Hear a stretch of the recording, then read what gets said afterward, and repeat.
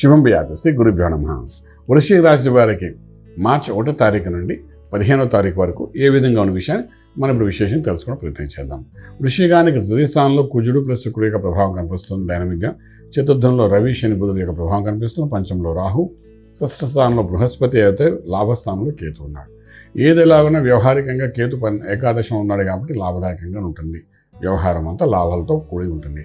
అది ఉద్యోగం అనుకోండి, వ్యాపారం అనుకోండి, ఏదైనప్పటికీ ఆర్థికంగా కొంత బలోపేతం చేస్తుంది తప్ప బలహీనపరిచే అవకాశం ఉంది. చిన్న చిన్న పనులు, ఈవెంట్స్ చేసుకోండి, చిన్న చిన్న పనులు, చిన్న చిన్న ఫ్రీలాన్స్గా వర్క్స్ చేసుకునేవి ఏమైనా ఉన్నా కూడా అవన్నీ కలిపి కూడా మీకు ఒక అద్భుతమైన ధనం వచ్చేటట్టుగా అవకాశాలు ఉంటాయి. అటువంటి అవకాశాలు మీకు ఎక్కువ కలుగుతాయి. కారణం ఏంటంటే వృశ్చికానికి ఇప్పుడు లాభంలో కేతు ఉన్నాడు కాబట్టి ఏదో రకంగా ఒక లాభం ఇస్తారు. మీరు కమ్యూనికేట్ చేసే విధానం బట్టి మీకు లాభాలు కనబడుతుంటాయి. సో కేతు అన్నది మంచి ఫలితాలు ఇచ్చే అవకాశం ఉంది, చక్కగా కనబడుతుంది. ఆర్థిక బలం పెంచేదంతా మీకు కేతు కాబట్టి, కేతుకు అధిష్టాన దేవుడు గణపతి కాబట్టి గణపతి ఆరాధన చేసుకుంటే ఇంకొంచెం ఆర్థిక బలం పెరగడానికి అవకాశం ఉంటుంది.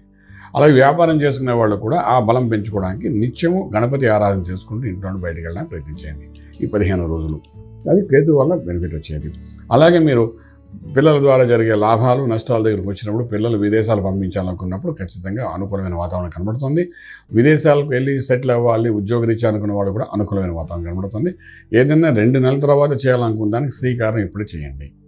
2 నెలల తర్వాత ఒక వ్యాపారం పెట్టాలనుకున్నా, 2 నెలల తర్వాత ఒక ఉద్యోగ ప్రయత్నం చేయాలన్నా దానికి కావాల్సిన ఇనిషియేటివ్ అంతా ఇప్పటి నుండే మొదలుపెట్టండి. అది మాత్రం ఖచ్చితంగా చెప్తాం. ఎక్స్పోర్ట్ ఇంపోర్ట్ వ్యాపారాలన్నీ న్యూట్రల్గానే ఉంటాయి. అలాగే మీ లక్కీ నెంబర్ తీసుకుంటే నెంబర్ 3 పాజిటివ్గా పనిచేస్తుంది. ఇక మనం ట్రేడింగ్కి వెళ్ళేటప్పుడు రియల్ ఎస్టేట్, కన్స్ట్రక్షన్, ఇన్ఫ్రాస్ట్రక్చర్ మీద ట్రేడింగ్ చేసుకుని ముందుకెళ్ళాలని ప్రయత్నించండి. మంత్రం సాధన చేసుకోవడానికి వెళ్ళడానికి ఉన్నప్పుడు మాత్రం 6వ ఇంట్లో బృహస్పతి ఉన్నాడు. దక్షిణామూర్తి మహామంత్రాన్ని సాధన చేయండి. నేను నిత్యం వృశ్చిక రాశి వారు చెప్తుంటాను, మేధా దక్షిణామూర్తి మంత్రం చేయమని. అది చేసుకుంటూ ముందుకు వెళ్ళడం ప్రయత్నించండి.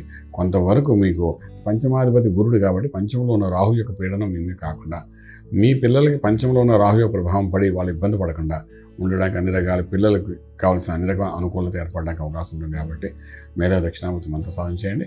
రాజమార్గంలో రాజ్యం పొందగలుగుతారు. శుభం వ్యాధ.